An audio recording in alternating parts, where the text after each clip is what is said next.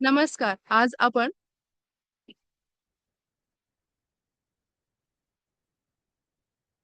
विद्यार्थ्यांनो, तुम्ही तुमची दैनंदिन कामे करण्यासाठी पाण्याचा वापर कशा प्रकारे म्हणजेच आवश्यकतेनुसार करता की मुबलक प्रमाणात करता?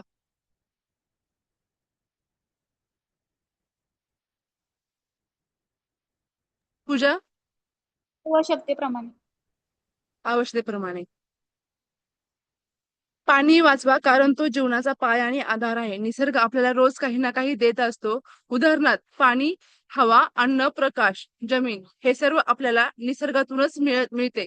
पण सर्वात मौल्यवान निसर्गाचं देणं पाणी आहे. आकाशातील पाणी, ढगातून खाली पडणारा प्रत्येक थेंब हा जणू निसर्गाने दिलेला मोतीच आहे. म्हणूनच याचे महत्व, मूल्य समजून घेऊन तिचे संवर्धन करा. तर आपण असाच आशयाचा थेंब आज हा पाण्याचा हा ही कविता अभ्यासणार आहोत सुनंदा भावसार यांची.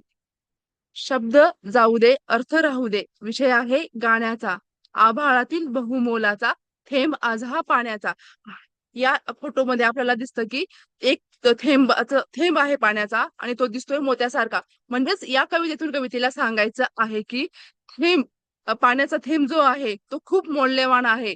शब्द जाऊ दे, अर्थ राहू दे, विषय आहे गाण्याचा. म्हणजे तिला म्हणायचं आहे कवयित्रीला की सगळ्यात महत्वाचं आहे की माझ्या शब्दाकडे तुम्ही लक्ष देऊ नका, मी काय म्हणते ते तो महत्वाचा नाहीये. त्याच्यातला अर्थ समजून घ्या. अर्थ काय आहे तर पाणी. पाणी म्हणजे काय आहे तर बहुमोल आहे, हे त्यांना म्हणायचंय, जे आपल्याला निसर्गाने दिलेलं आहे. आपण ह्या चित्रामध्ये पाहू शकतो की निसर्गाने आपल्याला दिलेल्या बहुमोल कोणत्या कोणत्या वस्तू आहेत. आपल्याला हवा ही गरजेचीच आहे, पाणी गरजेचं आहे, अर्थ गरजेचं आहे आणि फायर. तर हे निसर्गाने दिलेल्या गोष्टी आहेत.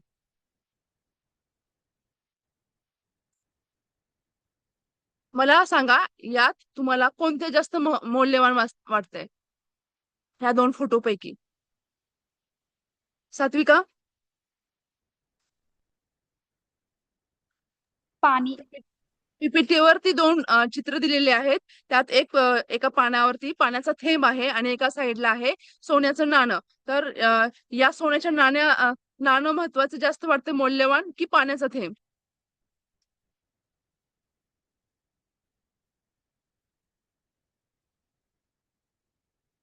सात्विका? या पाण्याचा कवि थेंब. हा, पाण्याचा थेंब या कवितेतून कवयित्री म्हणते, माझ्या शब्दापेक्षा त्यातील अर्थाकडे लक्ष द्या. विषय गाण्याचा महत्वाचा आहे. आकाशातून पडणारे मौल्यवान पाण्याच्या थेंबाचा हा गहन अर्थ समजून घ्या. आपण एक उदाहरण पाहूयात. हा फोटो दिसतोय सगळ्यांना? या फोटो मध्ये एक जाहिरात दिलेली आहे. या जाहिरातीमध्ये त्यांनी काय दिलेलं आहे, या ऍड मध्ये आमच्या सर्वांच्या आईची नावं का लिहिलेली आहेत. मग त्यांना ते सांगायचे की पाठीमागे त्यांनी सगळ्यांच्या आईची नावं टाकलेली आहेत आणि त्यांनी वरती सांगितलेले आहे की यामध्ये आम्ही जेच टाकलेलं आहे, जी जाहिरात आहे त्या जाहिरातीमध्ये आम्ही आमच्या आईची नावं लिहिलेत. आम्ही आमच्या आईची शपथ घेऊन सांगतो की हा जो मॅटर आहे तो खूप महत्वाचा आहे, आम्ही खोटं बोलत नाहीत. हे त्यांना ह्या जाहिरातीमधून सांगायचंय. तसंच कवयित्रीला म्हणायचंय की माझ्या शब्दापेक्षा मी जो विषय दिलेला आहे पाण्याचा थेंबाचा तो खूप महत्वाचा आहे. मोती बनून सरसर, प्रश्न तुझ्या जिन्याचा. या कवितेतून कवयित्री पावसाळ्यात पाण्याचे थेंब वेगाने आणि चमकत येतात. जणू ते मोतीच आहेत आणि ते पावसाच्या मोठ्या धारामधून खाली पडतात.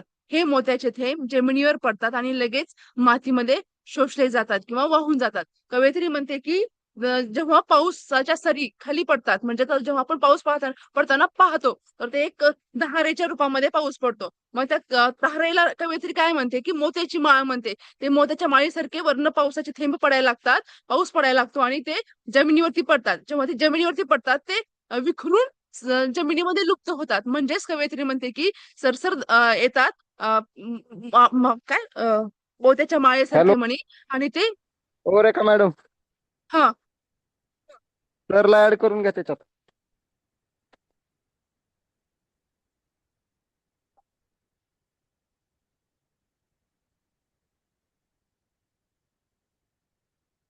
मोत्याचे थेंब त्यात येतात. मोत्याचे थेंब पावसाच्या सरीसारखे आहेत. म्हणजे कवयित्रीला म्हणायचे की पावसाच्या सरी कशा येतात, तर एखाद्या मोत्याच्या माळेसारखे येतात आणि ते जमिनीवरती जेव्हा पडतात ते एखाद्या मोत्याची माळ विखरून पडावी तसे विखरून पडतात आणि ते लुप्त होऊन जातात. तशीच एखाद्या घाबरलेल्या परीसारखे पाणी सगळीकडे जमिनीकडे लुप्त होऊन जाते, असे कवी लावण्याचे. म्हणून तुम्ही पाण्याचा संचय करा, अदृश्य होणाऱ्या पाण्याला तुम्ही जपून ठेवा, साठा करा. कारण पाणी हे आपल्याला आपल्यासाठी खूप महत्वाचा आहे, तो आपल्या जगण्याचा महत्वाचा आधार आहे.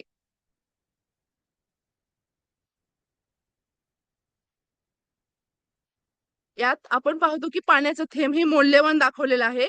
आणि आपण जर पाहिलं तर कसे पाण्याचे थेंब आलेले आहेत जमिनीवरती मोत्याच्या माळेसारखे, आणि ते एकदम जमिनीमध्ये लुप्त होऊन जातात पडल्यावरती.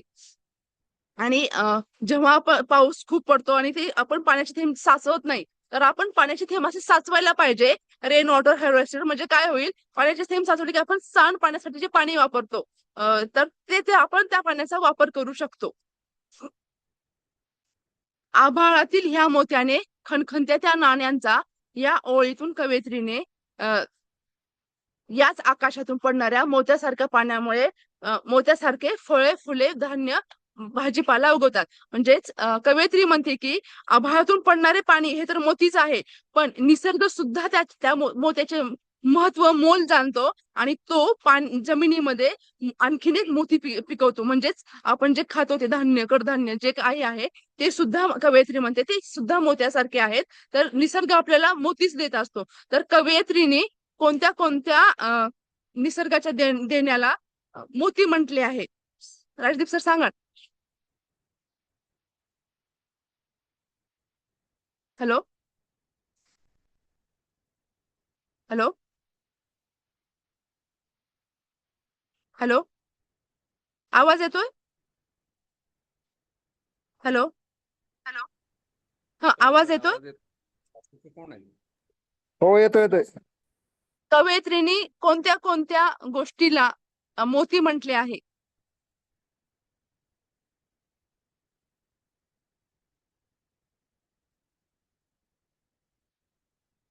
राजदीप सर सांगा ना.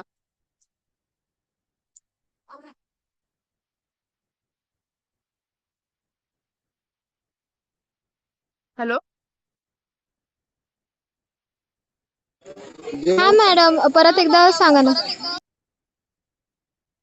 कवयित्रीने कोणत्या कोणत्या गोष्टीला कवितेमधनं मोती म्हटले आहे? पाण्याला. बरोबर. मातीला. कशाला?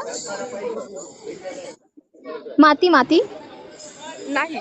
कवयित्री म्हणते की पाण्यामध्ये मातीमध्ये जेव्हा वरनं पाणी पडतात तर तीच माती आपल्याला मोत्यासारखे पीक देते. म्हणजेच ती धान्याला, आपल्या पिकांना मोती म्हणते. आपण ह्या फोटोमध्ये पाहू शकता की हे मोत्यासारखे हे गव्हाचे ठुसे आपण पाहू शकतो. आणि हा फोटोमध्ये पहा की एक माणूस तिजोरीमधनं पाणी घेतोय आणि आणि वाया घालतोय. आणि एक माणूस हे वाळवंटामध्ये, त्याच्याकडे पाण्याची बॉटल आहे पण ती रिकामी आहे, पण शेजारी बिस्किटचा तुकडा पडलेला आहे सोन्याचा. तर तो बिस्किट खाऊ शकतो का सोन्याचं?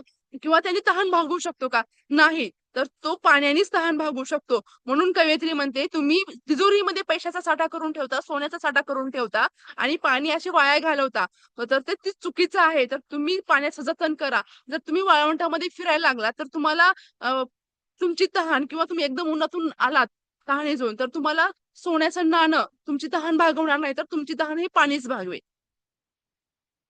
कशास ऐसा वेडा चाळा, तहानेसाठी सांग पुरे का, घोट तुला रे सोन्याचा.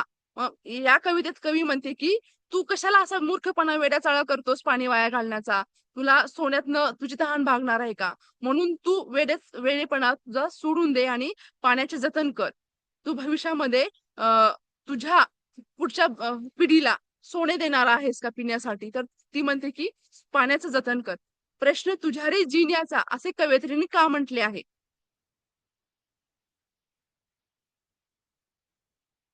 सर.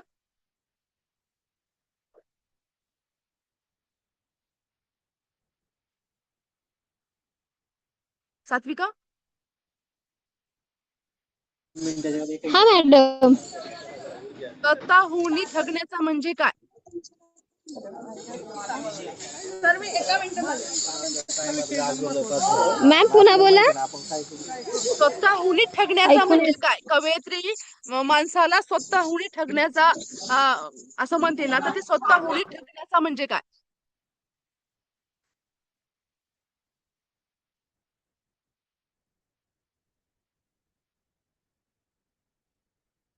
कवयित्री म्हणते तुम्ही पाण्याचं जतन करत नाहीये, तुम्ही स्वतःलाच फसवताय. म्हणजे स्वतःहून ठगण्याचा प्रयत्न कशाला करताय?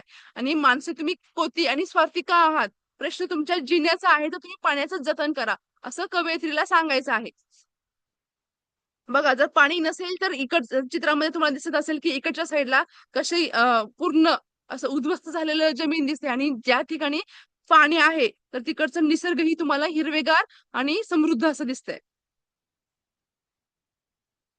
जागतिक जल दिन, पाण्याचा एक एक थेंब वाचवा, पुढच्या पिढीचे भविष्य सुरक्षित करा. आपल्या देशामध्ये जागतिक जल दिन हा साजरा केला जातो. तो का साजरा केला जातो? तर जनतेला एक तरी दिवस असं वाटायला पाहिजे की आज जागतिक जल दिन आहे, तर आज तरी आपण पाण्याचं जतन केलं पाहिजे. मग काय करायला पाहिजे? आपण अनावश्यक पाणी जे नळ सोडून देतो तो सोडला नाही पाहिजे. आपण रस्त्याने चालताना जर आपल्याला कुठे नळ दिसत असेल, सुरू असेल, तर तो बंद केला पाहिजे आणि आवश्यकतेनुसार पाणीही जतन केलं पाहिजे. हा याच्यातनं त्यांना संदेश द्यायचा असतो.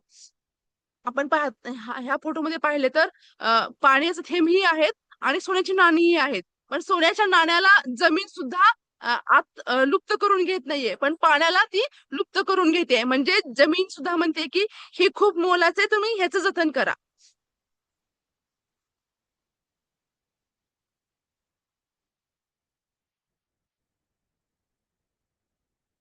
ग्रहपाठ, तुम्ही पाणी संवर्धनासाठी तुमच्या आसपासच्या परिसरात तुमच्या कोणकोणत्या उपाययोजना करा, हा ग्रहपाठ आहे.